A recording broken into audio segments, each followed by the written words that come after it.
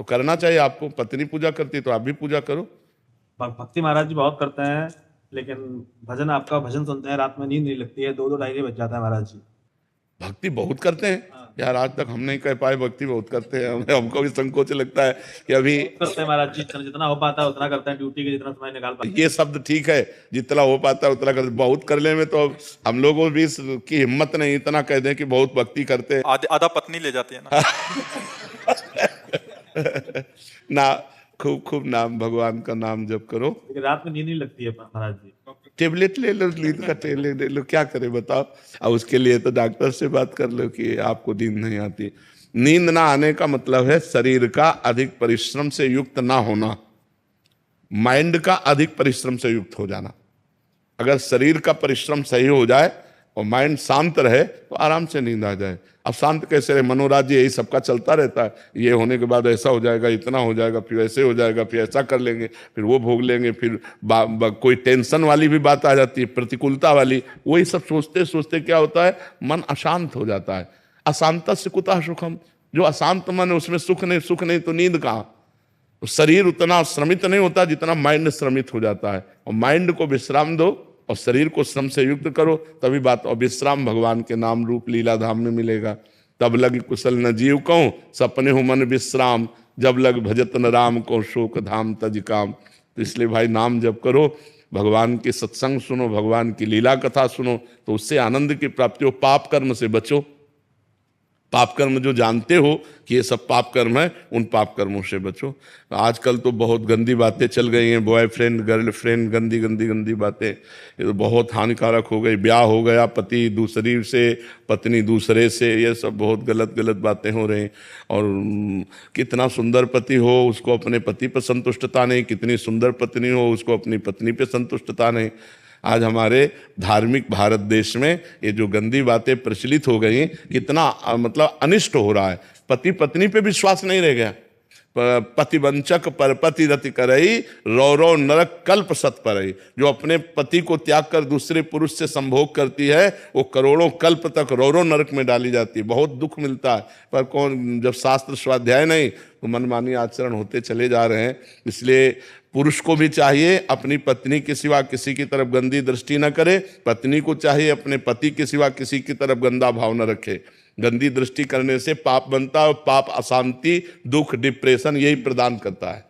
महाराज जी, पिछले 2 दिन से आप सत्संग में जो हॉल में कर रहे हैं महाराज जी, उसमें वर्णन कर रहे हैं कि जो भक्त जन मतलब भजन करते हैं और उनसे गलत आचरण भी बन गए तो उनकी दुर्गति नहीं हो गई, उनको उच्च लोकों में मतलब उनको वो भोग भुगवाए जाएंगे। ये उन भक्तों की बात हो रही है जिन्होंने निश्चय किया है कि अब मुझे इसी जन्म में भगवत प्राप्ति करना है, और खूब डट के प्रयत्न करके भजन कर रहे हैं। हाँ, पर उनका कुसंग हो गया और वो भ्रष्ट हो गए। वो जितेंद्री नहीं है, वो मनोनिग्रही नहीं है, वो मन पर विजय प्राप्त नहीं कर पाए, अब वो भ्रष्ट हो गए। अब भ्रष्ट का मतलब है लगातार भ्रष्ट हो थोड़ी है। अब वो भ्रष्ट हो गए, प्रयासरत थे भजन में, उनका लक्ष्य था भगवत प्राप्ति, और शरीर पूरा हो गया, भगवान के दर्शन नहीं हो पाए, भगवत प्राप्ति नहीं हुई, तत्वबोध नहीं हुआ, तो उस भ्रष्ट का क्या गति होगी। भगवान श्री कृष्ण से अर्जुन जी ने पूछा तो उस भ्रष्ट की क्या गति होगी। तो भगवान ने बताया कि ऐसे जो भ्रष्ट होते हैं वो नरक तो जा नहीं सकते, क्योंकि भगवान का नाम जप करते थे, भगवान के मार्ग में थे, भगवान के आश्रित थे, वो नर्क नहीं जा सकते। अच्छा, उनका पतन नहीं हो सकता, क्योंकि जैसे आपने 500 नाम जप किया तो आपके 500 नाम तो स्टॉक में जमा है। अब आप भ्रष्ट हो गए, गलत आचरण किए, तो उसका आपको दंड मिलेगा, लेकिन वो दंड खत्म होते ही आप 500 भजन से ऊपर चलेंगे। 499 नहीं, पूरे 500 भजन से ऊपर आपकी गति होगी। तो अब जैसे उनका शरीर छूटा तो उनको पुण्यवान के लोकों में ले जाया जाता है, स्वर्ग आदि लोकों में। स्वर्ग आदि लोकों में जैसे वो स्त्री से भ्रष्ट हुए या जिससे भ्रष्ट हुए, वो सारे भोग उनको दिए जाते हैं। ये उनका पुण्य क्षय नहीं होगा। जैसे यज्ञ करके कोई स्वर्ग जाए, दान पुण्य करके स्वर्ग जाए, तीर्थ यातन करके स्वर्ग जाए, तो उनका पुण्य क्षय होगा, और वो पुण्य क्षय होने के बाद मृत्यु लोक में फिर पुनः अशुभ गति को भी प्राप्त हो सकते हैं। लेकिन वो भजन करने वाले का भजन तो स्टॉक में जमा है, और उसका जैसे वीआईपी स्वागत हो, ऐसे स्वर्ग आदि लोकों में जिन भोगों के कारण भ्रष्ट हुआ है उन भोगों की बाहुल्यता उसको होगी, और जब उसकी उन भोगों में अरुचि हो जाएगी तब उसका जन्म होगा श्रीमान कुलवान धनवान, राज वैभव संपन्न, भोग संपन्न, और वहां जन्म लेकर के उसको ऐसा वातावरण मिलेगा भक्ति का, वैराग्य का, कि पूर्व का जो साधन है वो उन्हें उन भोगों में लगने नहीं देगा। उन भोगों के बीच में रहते हुए भी उसको वैराग्य होगा। अब उसका वैराग्य इतने जोर का होगा कि जब कभी आकर्षण किसी भोग का हुआ तो वो सोचेगा कि मैं तो अपना इतना वैभव छोड़कर आ रहा हूँ, इतना भोग छोड़कर आ रहा हूँ, अब मैं भोग नहीं भोगूंगा। और वो डट करके जहाँ से उसका भजन रुका था वहाँ से भजन उसका चालू होगा और वो प्रयास करके इसी जन्म में भगवत प्राप्ति कर लेगा। अगर कहीं फिर चूक हो जाती है तो फिर उसको वही गति प्राप्त होगी, वो स्वर्ग आदि लोगों को भोग करके वो मतलब पतन नहीं हो सकता। पर जी फिर तो थोड़ा भी भजन करने वाले का पतन नहीं होगा। नहीं वो नहीं मतलब एक ट्रैक उसका चेंज होगा। हाँ, इसीलिए तो हम सबको प्रार्थना करते हैं, नाम जप करो, नाम जप करो, कैसे भी करो, भाव से करो, कुभाव से करो, जैसे भी करो। मानो आप बुरी आदत नहीं छोड़ पा रहे तो भली आदत पकड़ लो ना, तो कम से कम तुम्हारे पास बुराई के साथ साथ बहुत बड़ा भजन भी तो है जो तुम्हारी हर जगह रक्षा कर लेगा, तुम्हारी बुराइयों का नाश करके ये तुम्हें उन्नति प्रदान करेगा।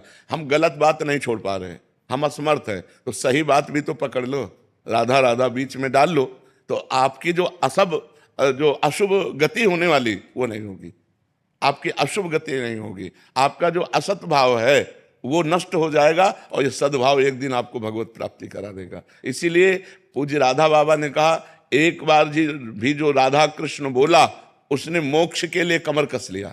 एक बार भी राधा कृष्ण बोला तो उसने मानो मोक्ष के लिए कमर कस लिया। अब एक बार राधा कृष्ण जो बोला तो उसका पतन नहीं हो सकता, वो नरक नहीं जा सकता, क्योंकि भगवान का नाम उसके पास। जी तो बहुत बड़ी बात है, शब्दों में तो छोटी लगी। हाँ, तो इसीलिए तो, पर सबकी रति कहाँ होती है इसीलिए कहा गया है कि भगवान जब कृपा करते हैं तो संत संग देते हैं, क्योंकि संत संग से भगवान के नाम रूप लीला धाम में आसक्ति हो जाती है। बिना सत्संग के नाम जप होगा ही नहीं। तो अगर नाम थोड़ा भी जप लिया तो मंगलमय हो जाएगा, उसका पतन नहीं होगा, वो कभी अधोगति को प्राप्त। नामे भक्ता प्रणश्यति अपिचेत सुदुराचारो भजते माम अनन्य भाग साधुरेव समन्तव्य सम्यक व्यवसिता। ऐसा सुदुराचारो माने होता सांगोपांग दुराचार करने वाला, भरपूर दुराचार करने वाला।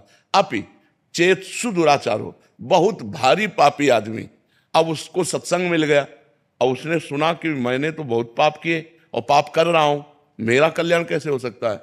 एकमात्र भगवान ही है जो हमारा कल्याण कर सकते हैं। तो सम्यक व्यवसिता ऐसा उसने अपनी बुद्धि में बैठा लिया कि मैं नीच हूं, पापी हूं, पापाचरण हो रहा है, पर मैं भगवान की शरण में हूं, अब भगवान ही मेरा उद्धार करेंगे। और कृष्ण कृष्ण कृष्ण कृष्ण, राधा राधा राधा, और पाप कर रहा है, वर्तमान में पाप कर रहा है, तो भी उसकी दुर्गति नहीं होगी। भगवान कह रहे उसे साधु मानो, मैं उसको साधु बनाऊंगा, करो सद्य ते साधु समाना। अपिचेत सुदुराचारो भजते माम अनन्य भाग साधुरेव समन्तव्य, उसे साधु मानो, क्योंकि अब मैं बनाऊंगा साधु। क्षिप्रम भवति धर्मात्मा, अब मैं उसे शीघ्र धर्मात्मा। और भगवान जिसे साधु बनाना चाहे वो असाधु रह कैसे सकता है? तो दुराचारी हो करके भी यदि वो भगवान का आश्रय लेकर नाम जप करता है तो वो नरक नहीं जाएगा, वो भगवान की प्राप्ति के मार्ग में जहां से गिरा है उन भोगों को स्वर्ग आदि लोकों में भोगेगा। जो बड़े बड़े पुण्यात्माओं के लिए दुर्लभ वस्तु है वो उस भजनानंदी को भोगने को मिलेगा, और फिर बड़े पवित्र कुलों में, राज वैभव कुलों में उसका जन्म होगा। कोई साधारण नहीं, क्योंकि नाम जप उसने किया है, इसलिए नाम जप अवश्य करना चाहिए। महाराज जी ये तो हो गया कि वो भजन कर रहा है, फिर वो अपने उससे जाएगा। महाराज जी एक शरणागति का मार्ग आप बिल्कुल साथ साथ में चलाते हैं, तो महाराज जी शरणागति का इसमें सिद्धांत क्या रहेगा? उसमें तो प्रभु खुद बचाते हैं, आप कहते हैं कि उसको, तो महाराज जी वो मार्ग इसमें शरणागति में जब हम भगवान की शरण में होते हैं तो जहां हमें भ्रष्ट होना होता है वहां भगवान कहते करो सदा तिनके रखवारी जिमि बालक राखे महतारी। अगर अभिमान है भगवान की शरणागति होने के बाद भी तो गिरना पड़ेगा, नहीं तो भगवान बचा लेंगे। और भगवान का शरणागत अगर गिर भी जाता है तो इसी जन्म में